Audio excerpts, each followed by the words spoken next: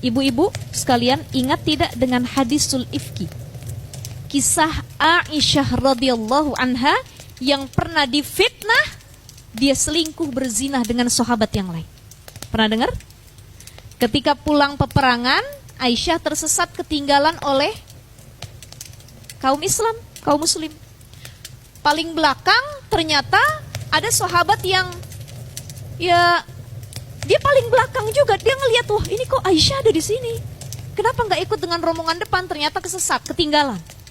Akhirnya dituntunlah, maksudnya diawasilah Aisyah untuk berjalan sampai ke Mekah oleh sahabat itu.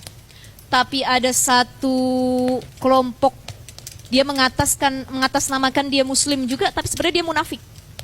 Dia memfitnah Aisyah radhiyallahu anha dengan sahabat yang menemui Aisyah ini bahwasanya mereka telah berzina, mereka telah berselingkuh dari Rasulullah sallallahu alaihi wasallam. Orang-orang pada percaya. Kenapa? Karena memang ketika itu mereka ngelihat Aisyah pulangnya berdua sama sahabat itu. Kadang kan kita, ya itulah mata ya Bu. Mata sering percaya dengan apa yang kita lihat. Padahal itu sesungguhnya bukan kejadian yang terjadi. Semua menyatakan bahwa mereka setuju Aisyah berselingkuh. Rasul gamang hatinya, galau bahasa kitanya. Ini benar enggak istri saya selingkuh apa enggak? Istri saya zina atau enggak, benar atau tidak?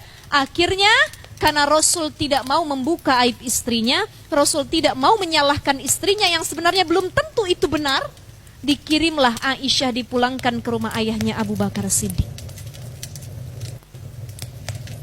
Itu yang dilakukan oleh Rasulullah Shallallahu Alaihi Wasallam. Sampai di rumah Abu Bakar Siddiq, ditinggalin Aisyah, nangis Aisyah. Disangkanya Rasul percaya, tidak.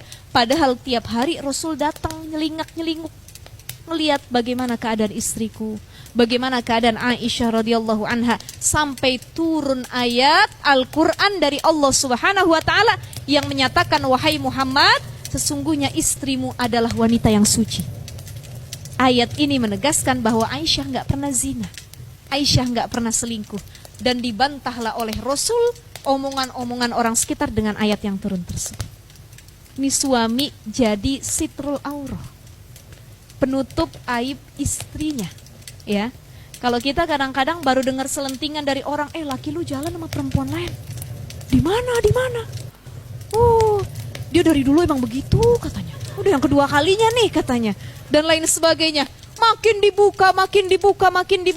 Nauzubillahi min zalik. Itu harusnya sikap yang kita jauhi. Karena Rasul tidak demikian.